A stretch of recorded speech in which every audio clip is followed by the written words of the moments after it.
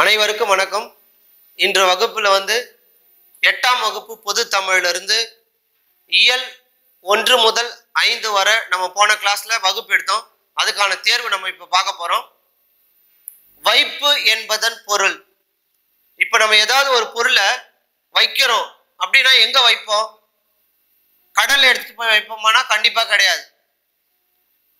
அப்போ மலையில் வைக்குவோமா? அதுவும் இல்லை. காட்டிலேயே வைக்க மாட்டோம். அப்போ எங்கே வைப்போம்? நிலத்துல தான் நம்ம ஒரு பொருளை வைப்போம். அப்போ வைப்பு என்பதன் பொருள் நிலப்பகுதி. வைப்பு என்பதன் பொருள் நிலப்பகுதி. அதுக்கு அடுத்தது தழுவுதல் என்பது உருவாக்குதல், மாறுபடுதல், தவறாமை, பயன்படுத்துதல். நமக்கு தழுவுதல் கூட நம்ம கேள்விப்பட்டிருப்போம். இப்போ எல்லாருமே பொங்கல் டைம்ல ஏறு தழுவுதல் அப்படின்னா ஏறு நம்ம என்ன பண்றோம்? மாட்டை உருவாக்குறது இல்லை, மாறுபடுத்துறது இல்லை, தவறாமையும் இல்லை. அப்ப நம்ம என்ன பண்றோம்? தழுவுதல்னா பயன்படுத்துதல்.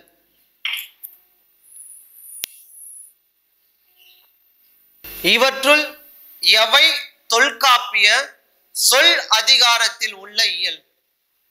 கீழ்கண்டவற்றுள் எவை தொல்காப்பிய சொல் அதிகாரத்தில் உள்ள இயல்? இப்ப பாருங்க, நம்ம திருக்குறளை எப்படி எழுத்து அதிகாரம், சொல் அதிகாரம், பொருள் அதிகாரம் அந்த மாதிரி 3 இருக்குதோ அதே மாதிரி தொல்காப்பியத்துல இருக்குது. இப்ப இதுல எது சொல் அதிகாரத்துல இருக்குது? ஒழிபியல், மரபியல், ஊழியல் எதுவும் இல்லை.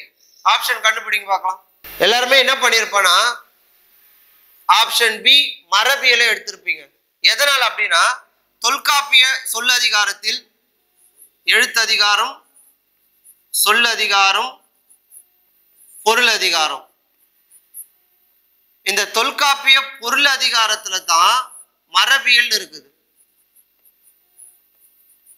ஆனா நமக்கு கொஸ்டின்ல சொல் அதிகாரம் கொடுத்திருக்கிறான். அப்ப இந்த 3 ஆப்ஷன்ல எதுவுமே இல்லை ஆன்சர். அப்ப ஆப்ஷன் டி தான் கரெக்ட். அப்ப கீழ்கண்டவற்றுள் எவை தொல்காப்பிய சொல் அதிகாரத்தில் உள்ள இயல்? எதுவும் இல்லை. அடுத்தது உலகத்தில் உள்ள பொருள்களை எல்லாம் பாகுபடுத்தி கூறுவது. உலகத்தில் இருக்கிற எல்லா பொருட்களையும் பாகுபடுத்தி சொல்றது தமிழ் மொழியா, செய்யுள், இலக்கியம், இலக்கணம்? இந்த 4 ஆப்ஷன்ல எது? உலகத்தில் உள்ள பொருள்களை பாகுபடுத்தி கூறுவது தமிழ் மொழி, செய்யுள், இலக்கியம், இலக்கணம். எதுனா நமக்கு தெரியும். உலகத்தில் உள்ள பொருட்களை பாகுபடுத்தி கூறுவது எதனுடைய மரபுனா தமிழ் மொழியின் மரபு. ஓகேவா? ஓகே, அடுத்த கொஸ்டின். பஞ்சகும்மிகள் டேஷ் தமிழில் அமைந்தவை. பஞ்சகும்மிகள் டேஷ் தமிழில் அமைந்தவை. நாடக தமிழில். ஆப்ஷன் ஏ நாடக தமிழில், ஆப்ஷன் பி கோணக்காத்து பாட்டு தமிழில், ஆப்ஷன் சி இசை தமிழில், ஆப்ஷன் டி பேச்சு தமிழில். பஞ்சகும்மிகள் டேஷ் தமிழில் அமைந்தவை அப்படின்னா நாடகமும் கிடையாது, கோணக்காத்து பாட்டு இல்லை, இசை தமிழ்ல, பேச்சு தமிழில் அமைந்தவை. பஞ்சகும்மிகள் டேஷ் தமிழில். நம்ம எப்படி பேசுறோமோ அதே மாதிரி பாட்டும் இருக்கும் நார்மலா. புலவர் சே ராசு தொகுத்தது. அடுத்த கொஸ்டின். புலவர் சே ராசு தொகுத்தது காத்து நொண்டி சிந்து. காத்து நொண்டி சிந்து. ஆப்ஷன் ஏ, ஆப்ஷன் பி செந்தமிழ் தேனி, ஆப்ஷன் சி மலரும் மாலையும், ஆப்ஷன் டி எதுவும் இல்லை. நமக்கு தெரியும் காத்து நொண்டி சிந்து வெங்கம்பூர் சீனிவாசன், செந்தமிழ் தேனி பாரதியார், மலரும் மாலையும் நமக்கு தெரியும். அப்போ புலவர் சே ராசு தொகுத்ததுன்னு கேட்டிருக்கிறாங்க. நிறைய பேர் என்ன பண்ணிருப்பீங்கன்னா காத்து நொண்டி சிந்துன்ற ஆப்ஷனை எடுத்திருப்பீங்க. இது தொகுத்தது அவர் கிடையாது. அப்ப என்ன பண்ணனா எதுவும் இல்லை ஆன்சர். ராசு தொகுத்தது இதுல மூணுத்துல எதுவுமே இல்லை. அடுத்தது கொஸ்டின் நம்பர் 7. கொங்கு மண்டலத்தின் டேஷ் நாடுகளில் ஒன்று காங்கேய நாடு. கொங்கு மண்டலத்துல எத்தனை நாடுகள் இருக்குதோ அதுல ஒண்ணு காங்கேய நாடு. இப்ப பாருங்க, நமக்கு செந்தமிழ் நாடு நமக்கு தெரியும். செந்தமிழ் நாடு, தென்பாண்டி நாடு, குட்டநாடு, அருவா நாடு, அந்த மாதிரி நாடுகள்ல இங்க கொங்கு மண்டலத்தின் டேஷ் நாடுகளில் ஒன்று காங்கேய நாடு. அப்படின்னா option A 26, option B 36, option C 16, option D எதுவும் இல்லை. 24 நாடுகள் தான் கரெக்ட் ஆன்சர். ஆனா இங்க 26, 36 இந்த மாதிரி கொடுத்திருக்காங்க. ஆப்ஷன் டி ஆன்சர், எதுவும் இல்லை. அதுக்கு அடுத்தது தேசிக விநாயகம் பிறந்த ஊர். நமக்கு முன்னாடியே கிளாஸ் நம்ம நடத்தும் போது சொன்னோம், தேசிக விநாயகம். இந்த விநாயகர் வந்து எல்லாருமே விநாயகர் சதுர்த்திக்கு என்ன பண்றாங்க, எதுல வச்சு எடுத்துட்டு போவாங்க, தேர்ல வச்சு எடுத்துட்டு போவாங்க. அப்போ தேசிக விநாயகம் பிறந்த ஊர் தேரூர். ஆப்ஷன் ஏ தான் சரியான விடை. மருதூர், தொழுதூர், ஆலங்குடி இல்லை. ஓகே, அதுக்கு அடுத்தது question number 9. Alangudi Somu dash மாவட்டத்தை சேர்ந்தவர். ஆலங்குடி சோமு டேஷ் மாவட்டத்தை சேர்ந்தவர். Option A Kumari, option B Sivaganga, option C Theni, option D Nagai. Alangudi Somu dash மாவட்டத்தை சேர்ந்தவர். நான் கிளாஸ் எடுக்கும் போதே சொல்லியிருப்பேன், குடி எதை குடிக்கிறோம், கங்கை நதியில வரக்கூடிய தண்ணீரை குடிக்கிறோம். அப்ப ஆலங்குடி. அப்ப பாருங்க, ஆலங்குடி சோமு எந்த மாவட்டத்தை சேர்ந்தவர், சிவகங்கை மாவட்டத்தை சேர்ந்தவர். ஓகேவா? Next question number 10. Kavimani dash ஆண்டுகள் ஆசிரியராக பணியாற்றியவர். கவிமணி டேஷ் ஆண்டுகள் ஆசிரியராக பணியாற்றியவர். Option A 26, option B 24, option C 36, option D 34. அப்ப கவிமணி எத்தனை வருஷம் டீச்சரா இருந்தார் அப்படின்னா ஆப்ஷன் சி 36 ஆண்டுகள் ஆசிரியராக பணியாற்றினார். Okay, next question. இங்கே இருப்பது சில காலம், இதற்குள் ஏனோ அகம்பாவம் என்று பாடியவர். ஆனா யார் இருக்க போறோம், யார் இருக்க இல்லைன்னே தெரியல இப்போ இருக்கக்கூடிய காலம். அதனால இவர் ஒரு அழகான ஒரு பாடலை பாடியிருக்கார். இந்த பாடல் இயற்றியவர் யாருன்னு கேட்கிறாங்க. Option A Vengambur Saminathan, option B Vanidasan, option C Desika Vinayagam, option D Alangudi Somu. பாருங்க, இங்கே இருப்பது சில காலம், இதற்குள் ஏனோ அகம்பாவம் எனும் பாடலை பாடியவர் Alangudi Somu. Option D is the correct answer. Okay, next question number 12. Sundarar அருளிய தேவார பாடல்கள் 12 திருமுறைகளுள் டேஷ் திருமுறையாக உள்ளது. பாருங்க, மொத்தம் நமக்கு தெரியும் திருமுறைகள் மொத்தம் 12.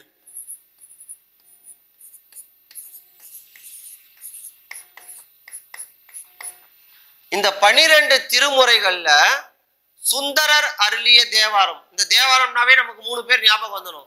திருஞான சம்பந்தர், திருநாவுக்கரசர், சுந்தரர். இவங்க 3 பேரும் சேர்ந்து இயற்றிய தொகுப்பு தான் தேவாரம். இதுல சுந்தரர் அருளிய பாடல் இந்த 12 திருமுறைகள்ல எத்தனாவது திருமுறையா இருக்குது நம்ம question. Option A 10, option B 8, option C 6, option D எதுவும் இல்லை. இந்த 12 திருமுறைகள்ல 7வது திருமுறை தான் சுந்தரர் இயற்றியது. அப்போ ஆன்சர் வந்து ஆப்ஷன் டி எதுவும் இல்லை. ஓகே, அதுக்கு அடுத்தது கொஸ்டின் நம்பர் 12.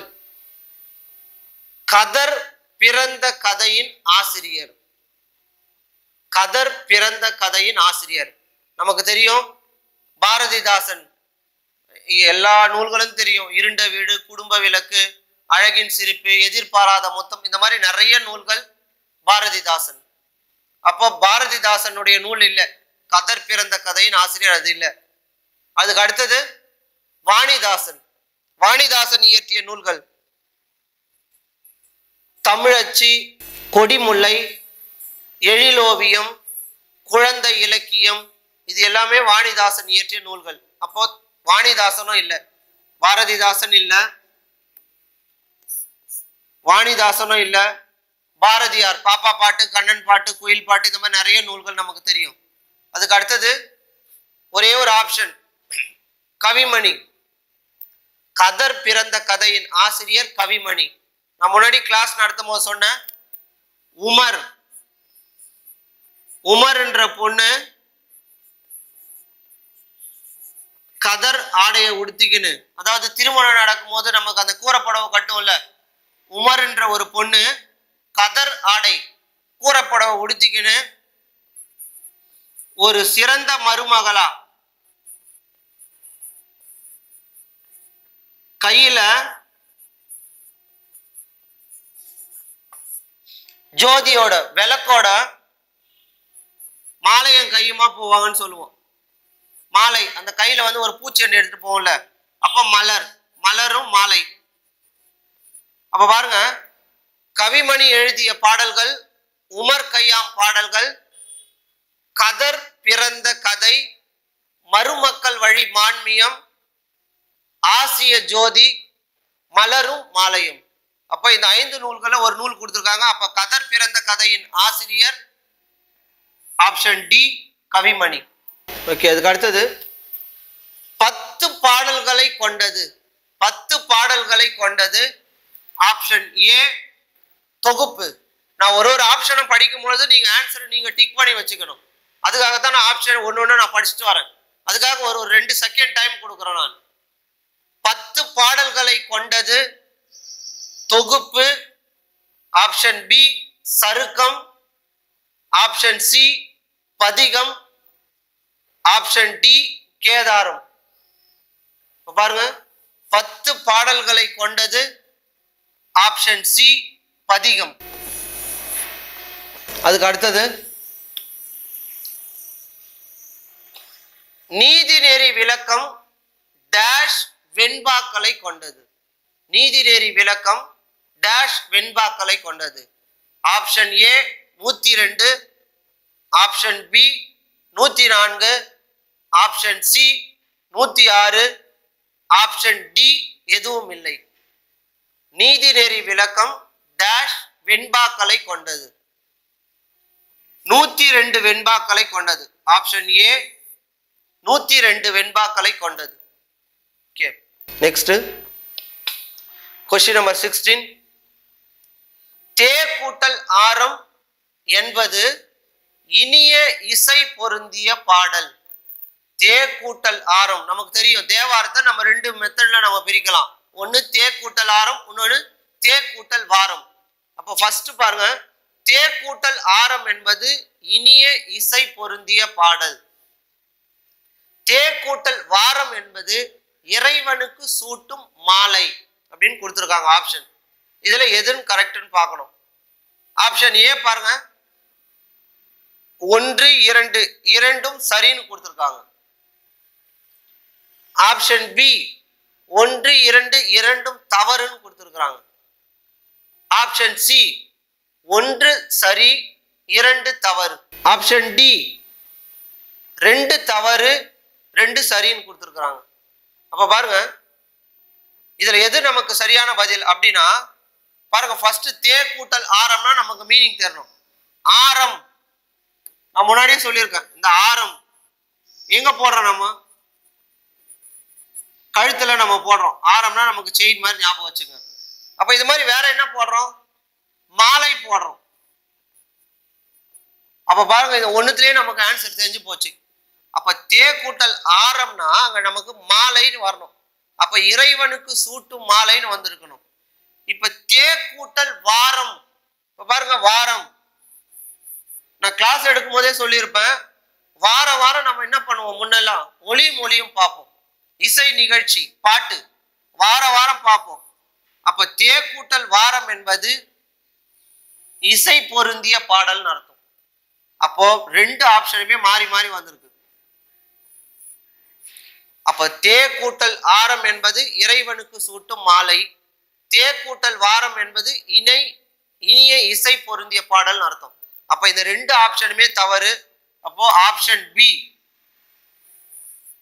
1 and 2 இரண்டும் தவறு. ஓகேவா? அதுக்கு அடுத்தது, முன் சொன்ன வாக்கை மறுக்காமல் காப்பாற்றுதல். முன்னாடி சொன்ன வாக்கை நம்ம மறுக்காம காப்பாற்றணும். பாருங்க, செறிவு, நீதிமுறை, பொறுமை, பண்பு. முன் சொன்ன வாக்கை மறுக்காமல் காப்பாற்றுறது ஆப்ஷன் ஏ செறிவு, ஆப்ஷன் பி நீதிமுறை, ஆப்ஷன் சி பொறுமை, ஆப்ஷன் டி பண்பு. பாருங்க, நீதிமுறை அப்படின்னா ஒரு தண்டனையை கொடுக்கணும், கண்டிப்பா தப்பு செஞ்சா தண்டனை தரணும், அதான் நீதிமுறை. பொறுக்கணும், யாரு பொறுக்கணும் அப்படின்னா இகழ்வாரை பொறுத்தல். நம்ம யாருன்னா நமக்கு கஷ்டப்படுத்திட்டான், அவனை என்ன பண்ணணும்னா பொறுமையோடு இருந்து அவனை நம்ம பார்க்கணும்.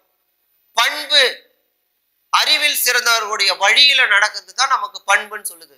அப்போ முன் சொன்ன வாக்கை மறுக்காமல் காப்பாற்றுதல், இதுக்கு ஆன்சர் வந்து செறிவு, option A. Okay, next question number 18. 105 பாடல்களை கொண்டது டேஷ். 105 பாடல்களை கொண்டது dash. Option A Thevaram, option B Neethineri Vilakkam, option C Kalithogai, option D எதுவும் இல்லை. பாருங்க, 105 பாடல்களை கொண்டது தேவாரம், நீதிநெறி விளக்கம், கலித்தொகை, எதுவும் இல்லை.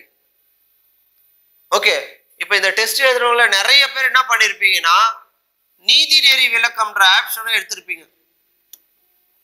நமக்கு தெரியும் அந்த குமரகுருபர் எழுதுறது. அதுல எத்தனை பாடல்களை கொண்டது அப்படின்னா 150 பாடல்களை கொண்டது. ஆனா நம்ம என்ன கொடுத்துருக்கோம், இங்க 105 பாடல்களும் கொடுத்துருக்கிறோம். அப்ப என்ன ஆப்ஷன், இதுல எது ஆன்சரு? ஆப்ஷன் டி எதுவும் இல்லை தான் கரெக்ட். ஆனா இங்க கொடுத்தது 105, ஆனா விடை வந்து என்னது 150 தான் நீதிநெறி விளக்கம். ஓகேவா? அதுக்கு அடுத்தது क्वेश्चन நம்பர் 19. கலித்தொகை தொகுப்பித்தவர். நமக்கு தெரியும் சங்ககால இலக்கியத்துல 8 தொகை நூல்கள்ல தொகுத்தவர், தொகுப்பித்தவர், கடவுள் வாழ்த்து பாடியவர், இந்த மூணுமே கட்டாயம் ஒரு क्वेश्चन நமக்கு எக்ஸாம்ல வந்துருது. யார் தொகுத்தாங்க, யார் தொகுப்பித்தாங்க, கடவுள் வாழ்த்து யாரு பாடினாங்கன்னு. இந்த 8 தொகை நூல்கள்ல மீதி இருக்கக்கூடிய இந்த கலித்தொகையை தாண்டி மீதி இருக்கக்கூடிய 7 நூல்களுக்கும் கடவுள் வாழ்த்து பாடியவர் ஈஸியா ஞாபகம் வச்சுக்கலாம். இந்த கலித்தொகைக்கு மட்டும் யாரு தொகுத்தாங்களோ யார் தொகுப்பித்தாங்களோ சேமா வரும். இப்ப பாருங்க, Mangudi Marudhanar option A, option B Kumaraguruparar, option C அறியப்படவில்லை, ஆப்ஷன் டி நல்லந்துவனார். சீக்கிரம் ஆன்சர் எழுதுங்க பார்ப்போம். கலித்தொகையை தொகுப்பித்தவர். Very good, super. நிறைய பேர் என்ன பண்ணிருப்பாங்கன்னா நல்லந்துவாரை எடுத்திருப்பாங்க, நல்லந்துவனார். ஏன்னா கலித்தொகை அப்படின்னு நல்லந்துவனார் ஞாபகம் வச்சுட்டு நான் क्वेश्चन கேட்டிருக்கிறது கலித்தொகையை தொகுப்பித்தவர் கேட்டிருக்கிறோம். தொகுத்தவர் தான் நல்லந்துவனார். அப்ப தொகுப்பித்தவர் இதுல யாரா கொடுத்திருக்கிறாங்களா? யாருமே இல்லை. அப்ப ஆப்ஷன் சி அறியப்படவில்லை தான் கரெக்ட் ஆன்சர். கலித்தொகையை தொகுப்பித்தவர் அறியப்படவில்லை. அடுத்தது क्वेश्चन நம்பர் 20. பொறுத்துக, குமரகுருபரர் எழுதிய நூல்கள். குமரகுருபரர் எழுதிய நூல்கள் நமக்கு தெரியும். குமரகுருபர் எழுதிய நூல்கள் பாருங்க. இதுல பாரதியார், கையிலை கலம்பகம், திருத்தொண்ட தொகை, ஆசிய ஜோதி, இந்த மாதிரி நிறைய நூல்கள் கொடுத்திருக்கோம். இதுல கந்தர் கலிவெண்பா, கைலை கலம்பகம், மீனாட்சி அம்மை பிள்ளை தமிழ், முத்துக்குமாரசாமி பிள்ளை தமிழ், இது எல்லாம் எழுதுனதுதான் யாருன்னா குமரகுருபரர். அப்போ குமரகுருபரர் எழுதியது கைலை கலம்பகம். அதுக்கு அடுத்தது சுந்தரர் எழுதியது. சுந்தரர் எழுதிய நூல்கள் திருத்தொண்ட தொகை. பாருங்க, கவிமணி எழுதிய நூல், கவிமணி நம்ம முன்னாடி பார்த்தோம். முன்னாடி கவிமணி எழுதிய நூல்கள் மருமக்கள் வழி மான்மியம், ஆசிய ஜோதி, இதெல்லாம் பார்த்தோம்ல. இப்ப பாருங்க, இந்த நூல் மாறி இருக்கு. தராசு, பாரதியார் எழுதிய நூல்கள் தராசு. அப்ப பாருங்க எந்த ஆப்ஷன் பார்க்கலாம். ஆப்ஷன் ஏ 2 3 1 4 இருக்கு இல்ல, ஆப்ஷன் பி 2 3 4 1 இல்ல, ஆப்ஷன் சி 4 1 2 3. அப்ப இந்த பொறுத்துக்கு விடை வந்து ஆப்ஷன் சி. சரிங்களா? அடுத்தது क्वेश्चन நம்பர் 21. சரியானவற்றை தேர்ந்தெடு. அரசியல் களவியல் அப்படின்னு இருக்குது. நமக்கு தெரியும் திருக்குறள்ல 9 இயல்கள் இருக்குது. அறத்துப்பால், பொருட்பால், இன்பத்துப்பால். அறத்துப்பால்ல 4, பொருட்பால்ல 3, இன்பத்துப்பால் அல்லது காமத்துப்பால்ல 2. அப்ப மொத்தம் 9 இயல்கள் நமக்கு தெரியும். இதுல இன்பத்துப்பால் அல்லது காமத்துப்பால் பாருங்க, இங்க ஃபர்ஸ்ட் நம்ம ஆன்சர் சொல்லிடலாம். சரியானவற்றை தேர்ந்தெடு. ஆப்ஷன் ஏ அரசியல் களவியல், ஆப்ஷன் பி ஒழிபியல் ஊழியல், ஆப்ஷன் 3 இல்லறவியல் ஊழியல், ஆப்ஷன் 4 எதுவும் இல்லைன்னு கொடுத்துருக்காங்க. இதுல எந்த ஆப்ஷன் கரெக்ட் நம்ம பார்த்தோம்னா நமக்கு தெரியும் இன்பத்துப்பால் அல்லது காமத்துப்பால்ல 2 இயல். என்னன்னு அது? ஒன்னு களவியல், இன்னொன்னு கற்பியல். அப்ப பாருங்க, களவியல் கற்பியல்னு வந்திருக்கணும். அப்ப ஆப்ஷன் 1 கிடையாது. செகண்ட் பாருங்க, ஒழிபியல் ஊழியல்னு வந்திருக்குது. நமக்கு ஒழிபியல் வந்தாவே அரசியல் அங்கவியல் வந்து இருக்கணும். அப்ப செகண்ட் ஆப்ஷனும் இல்லை. தேர்ட் ஒன் பாருங்க, இல்லறவியல் ஊழியல், பாயிரவியல், இல்லறவியல், ஊழியல், துறவியல். நமக்கு பாருங்க அறத்துப்பால் உள்ள அதிகாரம் இயல்கள் 4. என்ன சொல்லுங்க? இல்லறவியல், ஊழியல், பாயிரவியல், துறவியல். அப்போ ஆப்ஷன் சி தான் நமக்கு கரெக்டான ஆன்சர். இதுல 3, ஆப்ஷன் 4 வந்து எதுவும் இல்லைன்னு இருக்குது. அப்ப கீழே பாருங்க, 1 மட்டும் சரி, 2 3 தவறு கொடுத்துக்கிறான். 2 மட்டும் சரி, 2 3 மட்டும் சரி, 2 4 தவறுன்னு இருக்குது. 3 மட்டும் சரி, 1 2 4 தவறுன்னு இருக்குது. அப்ப ஆப்ஷன் டி தான் நமக்கு சரி. பாருங்க, 3 மட்டும் சரி, 1 2 4 இது எல்லாமே தவறு. ஓகேவா? அதுக்கு அடுத்தது பொருட்பாலில் டேஷ் இயல்களை கொண்டது. பொருட்பால் டேஷ் இயல்களை கொண்டது. அறத்துப்பால், பொருட்பால், இன்பத்துப்பால் நமக்கு தெரியும். அதுல பொருட்பாலினுடைய இயல்கள் கேட்கறாங்க. Option A 4, option B 2, option C 3, option D எதுவும் இல்லை.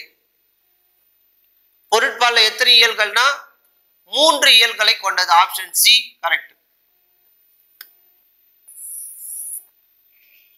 ஓகேவா? அடுத்தது क्वेश्चन நம்பர் 23. யாருடைய வாழ்க்கை வைக்கோல் போர் போல அழிந்துவிடும்? யாருடைய வாழ்க்கை வைக்கோல் போர் போல அழிந்துவிடும்? வரும் முன்னர் காவாதான் வாழ்க்கை எரி முன்னர் வைத்தூறு போல கெடும் அப்படின்னு சொன்னார் வள்ளுவர். வரும் முன்னர் காவாதான் வாழ்க்கை எரி முன்னர் வைத்தூறு போல கெடும். அதாவது ஒரு நெருப்புக்கு பக்கத்துல வைக்கோலை வச்சோம்னா எரிஞ்சு சும்மா ஒரு செகண்ட்ல காணாம போயிடும். அப்போ क्वेश्चन பாருங்க, யாருடைய வாழ்க்கை வைக்கோல் போர் போல அழிந்துவிடும்? ஆப்ஷன் ஏ பழி வரும் முன் காத்து கொள்ளாதவர் வாழ்க்கை. ஆப்ஷன் பி தன் குற்றம் நீங்கி பிறர் குற்றம் காண்பவர் வாழ்க்கை. ஆப்ஷன் சி பொருத்தமான இடம் அறியாமல் செய்பவருடைய வாழ்க்கை. எந்த ஒரு செயலை செஞ்சாலும் கரெக்டான இடம் பார்த்து செய்யணும். ஆப்ஷன் பி பாருங்க, நிறைய பேர் இப்ப செஞ்சுட்டு இருக்கிறது இதுதான். அந்த உலகத்துல தன்னுடைய வேலையை பார்க்க மாட்டான். இப்ப நீங்க யாருன்னா போட்டி தேர்வுக்கு படிக்கிறீங்கன்னா கூட நீங்க படிங்க, நம்ம எந்த அளவுக்கு படிச்சிருக்கிறோம், நாம எந்த அளவுக்கு ஜெயிக்கணும், அது மட்டுமே நமக்கு நோக்கமா இருக்கணும். மற்றவன் என்ன படிக்கிறான், மற்றவன் என்ன ஜெயிக்கிறான் அப்படின்ற எண்ணமே நமக்கு வரக்கூடாது. அப்ப பாருங்க, ஆப்ஷன் யாருடைய வாழ்க்கை வைக்கோல் போல கல்லாதவருடைய வாழ்க்கை. அப்ப இந்த 4 ஆப்ஷன்ல எதுனா வரும் முன்னர் காவாதான் வாழ்க்கை, பழி வரத்துக்கு முன்னாடி தன்னை காத்துக்கொள்ளுடைய வாழ்க்கை தான் வைக்கோல் போர் போல கெடும். அப்படி நம்ம காக்கலன்னா இந்த மாதிரி அழிஞ்சு போயிடும்ன்றாங்க. அப்போ 23 ஆன்சர் வந்து ஆப்ஷன் ஏ. ஓகே, அதுக்கு அடுத்தது கொஸ்டின் நம்பர் 24. கடல் ஓடா கால்வல் நெடுந்தேர் குரலில் பயின்று வந்துள்ள அணி. உவமை அணி. இப்ப நமக்கு அந்த திருக்குறள் நமக்கு சொல்லி பார்க்கும்போது அதுல போலன்னு வந்திருந்தா நமக்கு தெரியும். இல் பொருள் உவமை அணி, இல்லாத ஒண்ணு பத்தி சொல்றது. பிரிது மொழிதல் அணி. அப்ப ஒண்ணு சொல்லும் போது அதை விட உயர்ந்த இன்னொன்னு கம்பேர் பண்ணி சொல்றது பிரிது மொழிதல் அணி. இப்ப என்ன சொல்லியிருக்காங்க பாருங்க, கடல் ஓடா கால்வெல் நெடுந்தேர். இப்ப தேர் எங்க ஓடும்? கடல்ல ஓடுமா? ஓடாது. இப்ப கப்பல் எங்க ஓடும்? நிலத்துல ஓடுமா? ஓடாது. அப்ப இது ரெண்டையும் வள்ளுவர் என்ன பண்ணிருக்கிறாரு, தேரை பத்தி சொல்றதுக்காக கடல் கூட இன்னொன்னு ஒப்பிட்டு கப்பலை ஒப்பிட்டு சொல்லியிருக்கிறார். அப்ப இக்குறளில் பயின்று வந்துள்ள அணி பிரிது மொழிதல் அணி. ஆப்ஷன் பி தான் நமக்கு சரியான விடை. ஓகேங்களா? ஓகே, அதுக்கு அடுத்தது